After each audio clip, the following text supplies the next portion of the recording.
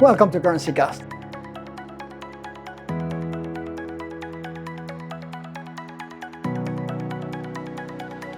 Are we in the midst of a regime change in global currency markets? Will the US dollar retain its status as the key international currency? Is de-dollarisation for real? And more importantly, how should currency managers react? Welcome to CurrencyCast. My name is Agustin McKinley. I'm the Senior Financial Writer at Cantox and your host. In this episode, we disentangle the debate around the status of the US dollar in global currency markets. This is a sensitive topic, can give rise to the expression of political opinions, can create emotional reactions, yet we need elements of response.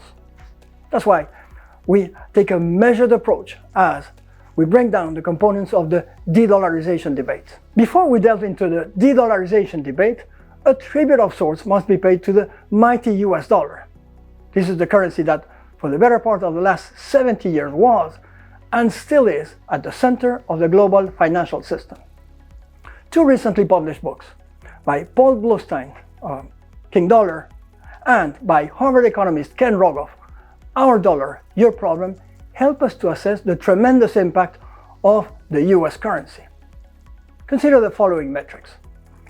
There are 150 currencies, yet in about 90% of all FX trades, the dollar stands on one side of those transactions. And we're talking here of a market that trades roughly $7.5 trillion a day on average, according to the Bank for International Settlements.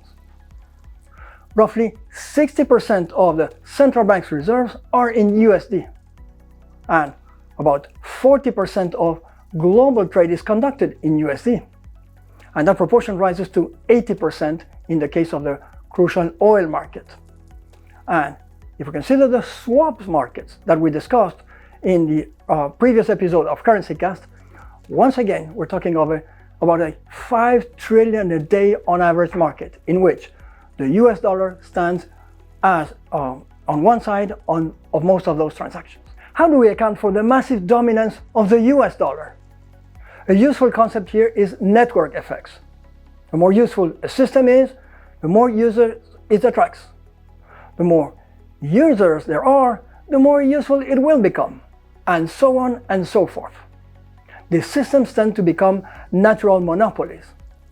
Take Facebook, Google, Amazon, or the US dollar. At Cantox, we're fans of drawing analogies between currencies and languages. In this case, the analogy imposes itself, or should I say, speaks for itself. The global dominance of the US dollar is mirrored or matched by the dominance of the English language in commerce and diplomacy. And by the way, that's exactly the reason why I'm using the English language in this podcast. But what in turn explains those network effects? Consider the following qualitative factors. The United States has deep and liquid financial markets. Investors and treasurers worldwide can park their money almost on a 24/7 365 basis in US dollar denominated financial assets, including treasury securities. The United States has also the greatest military power on earth. It has also a network of top-ranked universities. And last but not least, there is a rule of law. Thanks to judicial independence, a freedom of the press, and an independent central bank. Note that these elements tend to reinforce each other. When everything goes well, then the network effects are amplified and the dominance of the US dollar only increases. But what if some of these elements are questioned? That would introduce an element of vulnerability. Before turning to the vulnerabilities of the US dollar-based financial system, let me briefly mention what some analysts are calling digital dollarization. It refers to the use of stablecoins, a proxy for the US dollar, a digital proxy for the US dollar, only with the advantage of speed. USDC and USDT have emerged as the de facto standard in the stablecoin universe. Backers argue that stablecoins allows companies to bypass traditional banks' and the SWIFT network. According to the Financial Times, as much as $752 billion worth of stablecoin transactions took place in May 2025.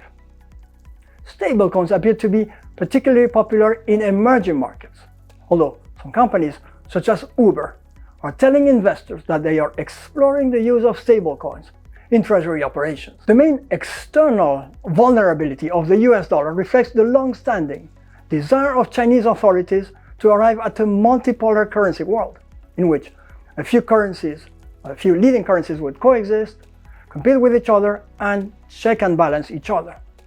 But not also the role of technology. Just as it can lead to the digital dollarization through stablecoins, it can also reduce transaction costs and thereby undermine some of the network effects of the US dollar. This has been noted, among others, by economist Barry Eichengreen and his team. Take the example of a Canadian treasury team that needs to buy Mexican pesos. Before the advent of multi-dealer trading platforms, it would make sense for that Canadian treasury team to first sell CID and buy USD. Once they have those dollars on their hands, they would sell the USD and buy MXN. But now it might be more profitable to directly sell the CID and buy the MXN. That would reflect lower transaction costs and perhaps undermine a little bit the network effects of the US dollar. Mr. Eichengreen and his team think that this is going to benefit the currencies of a number of relatively small but well-managed economies. That includes the Canadian dollar, the Australian dollar, and the New Zealand dollar, the Swedish crown, the Norwegian crown, and in Asia, the Hong Kong dollar, the Singapore dollar, the Taiwan dollar, and the Korean won, and the Chinese renminbi. Let me mention some examples of bottom-up actions. The Dutch pension fund is considering reducing its exposure to US dollar-denominated assets on account of threats to judicial independence in the United States. European pension funds hold about $770 billion of unhedged positions in US dollar-denominated assets. Chinese banks, according to a paper published by the Federal Reserve of the United States, are reducing their USD-denominated lending to emerging markets and are replacing that by CNY-denominated loans. Note that this not only reflects political preference, it also reflects the lower cost of funding for Chinese banks in CNY compared to USD. And finally, there is mention of an upcoming avalanche of $2.5 trillion worth of US dollar denominated assets to be sold by pension funds in Asia, mostly in Taiwan and in South Korea. In a widely cited article for Bloomberg News, Carter Johnson mentions 3 cases of US-based treasury teams sidestepping the US dollar altogether. A lumber company that used to pay hardwood from Europe by sending USD now finds that it can obtain a 2% discount by paying in euros instead. A furniture retailer with imports from China has just renegotiated all of its long-term contracts. It will now be billed in CNY instead of USD. And a food company sourcing equipment from Italy will now settle all of its transactions in euros instead of the US dollar. Other signs of uneasiness about the US dollar include safe haven flows. The Swedish crown and the Swiss franc appear to have replaced the US dollar as the currency of choice in the event of flight to safety episodes. This is all the more remarkable since both Switzerland and Sweden have better grades in terms of judicial independence and freedom of the press than the United States. Global currency swaps. These lines were instrumental in calming market fears during the crisis of 2008 and 2020, but there are now doubts about their renewal. Gold reserves.